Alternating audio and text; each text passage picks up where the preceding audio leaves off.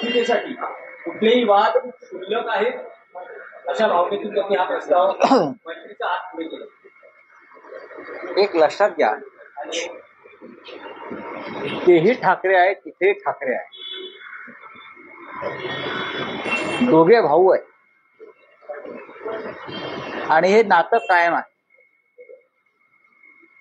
काही राजकीय मतभेद झाले आणि त्यातून जरी मार्ग वेगळे झाले असले तरी हे मार्ग जे आहे, उद्धव ठाकरे यांचा मार्ग हा कायम महाराष्ट्र हिताचा राहिला. राज ठाकरे यांचं वक्तव्य मी सुद्धा ऐकलं, माननीय उद्धवजीने सुद्धा ऐकलं. त्यात त्यांनी जी भूमिका मांडली आहे की महाराष्ट्र हितासाठी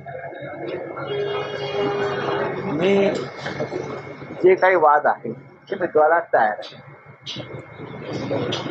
त्याच्यावरती उद्धव साहेबांचं असं म्हणणं आहे, कोणताही वाद आणि भांडण नाही.